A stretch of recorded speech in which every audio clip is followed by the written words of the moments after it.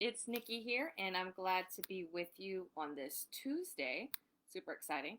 And today, I just kind of wanted to talk to you a little bit about my morning and see if it could be of benefit to you in any way.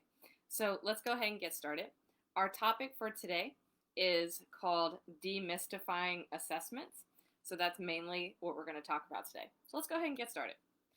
So, this morning was a good morning. It was really great. And I spent most of my morning working with two teachers, mostly on like lesson planning and assessments and sort of like demystifying that whole process for them and for their students. So, what were some of the topics that we covered? Well, we talked about cheating, right, and how to sort of alleviate that, especially when we're talking about online learning. And I know that a lot of teachers have concerns about plagiarism and things of that nature, even in a traditional classroom. So, how much more so is that relevant for our online teaching, right? So, we discussed a little bit about that. And then we talked about a little bit about why cheating is such a problem. And this goes a little bit into my training that we're offering about Gen Z, Gen Y, and Gen X, and the Gen Zers, how they perceive the accessibility of information very differently than how we might perceive it. And, they might not even know, they might not even have any awareness, right, that there's anything wrong with, taking something off the internet, copying it, pasting it, and submitting it as their own work. They might not even have any idea about that, right? And the fact of the matter is that they don't. So, do they even understand why it's wrong? Those kinds of things. So that's some information that we're going to address specifically in the training that I'm offering. But in regards to assessments, we also discussed how to give assessments, how to give them, right? And then what the results of those, actions and the result of the data should be. So, for example, for me, I personally, for my class to feel like, I'm doing things well and my students are performing well, I need my assessments to be spontaneous for the most part, right? So, for example, if I'm teaching a story or a new grammatical concept, new vocabulary, whatever is the case, I need the ability for me to assess my students in real time, right? Not I'm going to teach and then 2 weeks from now I need to give them a test. No, I need the ability to assess in real time for me, right? And what that does is it informs me as a teacher as to what I need to do in order to effectively teach them better. Because when I give an assessment, I think to myself, it's not so much about like, what do the students know? It's how effective was my teaching?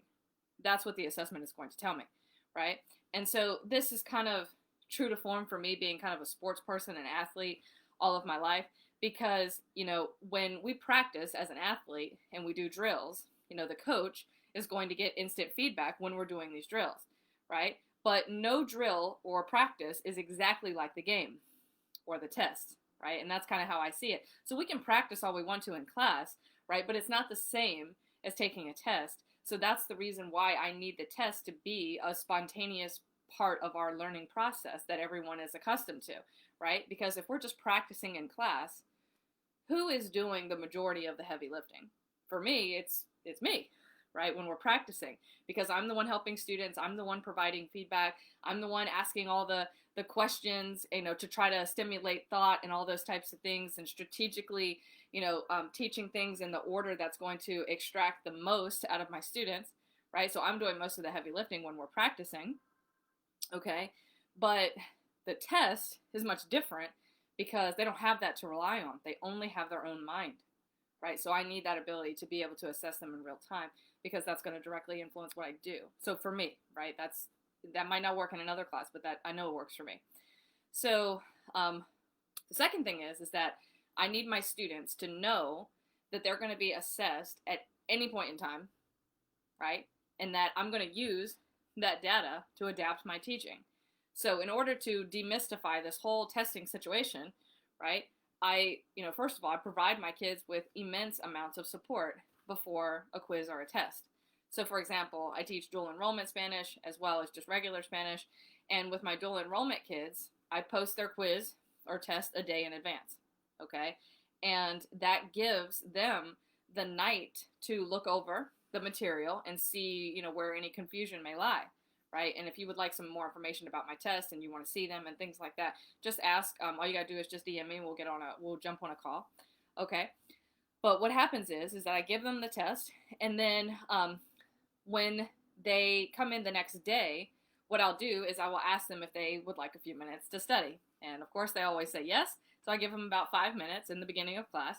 And so after that 5 minutes or so, that's when I take, because my quizzes are more so geared towards personalized questions.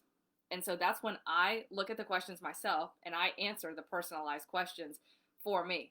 So if one of the questions is, do you prefer to study at home or do you prefer to study at the library? That's a personalized question. So I'm going to answer all of the personalized questions as they apply to me, right? Before my students have to go out and answer them themselves. So once they study for 5 minutes, I then answer the personalized questions, okay? And then my students and I, we go out into the hallway, and this is before the test. So we go out into the hallway and we practice answering those questions a la gallery walk, right? So all the personalized questions that are on my quizzes are hanging on the wall, okay? And the personalized questions, they come from stories that we do or things that we watch. So that's they're not just random questions. They all directly relate to what we've been studying in class, whatever story we've been reading or, whatever show we've been watching, okay? And I might ask my students questions like, what did you dream about last night? If we're studying a story about that. Or how did your parents meet? I might ask them questions like that. So then I take them out in the hallway to do the gallery walk, and all the questions are hanging on the wall. And then the students answer those questions, and they discuss each of those topics with their classmates so they can feel confident in their answers, and I'm circulating around and giving a little bit of feedback. And so once the kids have, once they feel like they've amply answered all the questions and they feel like they're ready for the quiz, which is just the same, it's just the exact same activity, but now just in written form. Once they do that, we return to the room, and then I give them the quiz, and they take it, and that's pretty much it. So, and I do the same thing with my lower level classes as well. So we might finish a story, and what I'll do is I'll give them like a short writing assignment or some kind of vocabulary or translation quiz or something like that to ensure that they've acquired what I need them to know right then and there in the moment, right? And what this does is that this helps all of my students get comfortable with the idea that we actually, that we need to know stuff, that's their words, not mine, but that we actually need to know stuff to pass the class, right? And so just a little fun story. I remember a teacher colleague of mine coming up to me one day, and she does this every year, because she knows it's like sort of like a little inside joke. And she comes up to me and she says, "Nikki, I always hear good things about your class, but do you want to know what the number one complaint is about your class?" And I'm like, "What?" Right? And she says, "The kids complain that they actually have to know stuff to be able to pass." Right? And this always makes me laugh, because it's, it's just like a little running joke, because she's an excellent teacher herself, and, her class is no joke either. And if that's the number one complaint, then I guess you're pretty good, right? So for me, right, when demystifying this whole testing process is that, for me personally, when I give an assessment, I try to think of, just a couple of things. So the first thing is can 80% of my students pass this test without studying? Okay, and I more so ask myself that question with my lower level kids. And the second thing is does this test actually show what they know and are able to do, or just what they've memorized 5 minutes before coming into my class, and then they just forget it as soon as they turn it in, right? So that's kind of my overview on assessments for teachers and everything. So anyway, that was basically it. And I just want to emphasize my training again that's going on in July 29th. It's going to be sick. It's about how specifically to communicate with the different generations. If you're a millennial, like what happens if you're talking to a Gen X parent versus a millennial parent, or what if you're an administrator and you have a staff, you're a Gen X administrator and you have a staff full of millennial teachers, right? What do you need to do specifically that's going to create a positive culture, right? And so this information is not generic. It's not just things you can look up online. This is serious stuff. So if you're interested in that, let me know. And I posted the registration stuff on the chat. So anyway, that's pretty much it. And I hope you found this useful, and I will see you on the next live video. Bye.